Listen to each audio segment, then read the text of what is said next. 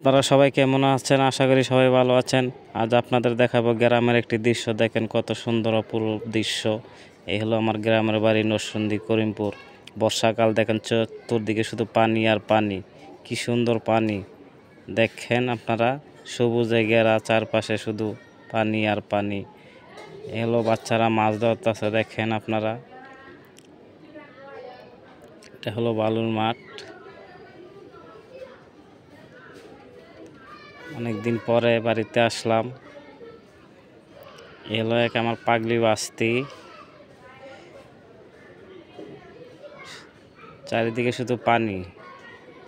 ওটা হলো যে আমার বাড়ি, বাড়ির পিছনের ক্ষেতগুলো সব ডুবে গেছে বর্ষার পানিতে। কি সুন্দর দৃশ্য দেখেন, সবুজে ঘেরা চারদিকে শুধু। গ্রামের দৃশ্যগুলো আসলে দেখতে খুব সুন্দর হয়। চারিদিকে শুধু গাছগাছালি, ক্ষেত, পানি, দেখতে খুব ভালোই লাগে। আর ঢাকা শহরের পানি, নদীতে তেমন সৌন্দর্য দেখা যায় না। বাতাস, চারিদিকে প্রচণ্ড বাতাস।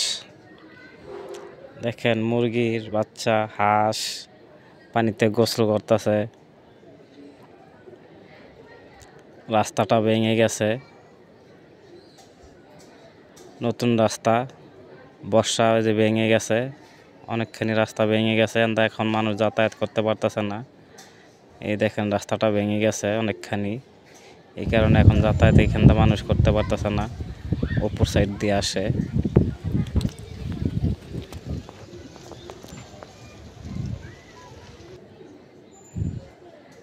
অপরূপ দৃশ্য দেখার মতন।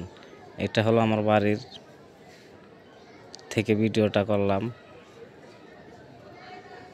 আকাশটাও মেঘলা মেঘলা, বৃষ্টি বৃষ্টি ভাব, কোনো রোদ নাই। এই কারণে প্রচণ্ড বাতাস, আকাশে প্রচুর মেঘ জমে আছে। দেখেন গাছের পাতাগুলো কিভাবে বাতাসে দুলছে। এ হলো আমার বাড়ির উঠান। বাড়িতে থাকা হয় না, এই কারণে বাড়ির এই অবস্থা। এলো পেয়ারা গাছ, গাছের পেয়ারা ধরেছে ছোট ছোট। দেখেন পেয়ারাগুলো ছোট ছোট পেয়ারা, এখনো বড় হয় নাই। ভিডিওটি ভালো লাগলে আপনারা সবাই লাইক কমেন্ট শেয়ার করবেন, কারণ আপনাদের জন্য এই ভিডিওটি করা। আপনারা লাইক কমেন্ট শেয়ার করলে আগ্রহ বাড়বে।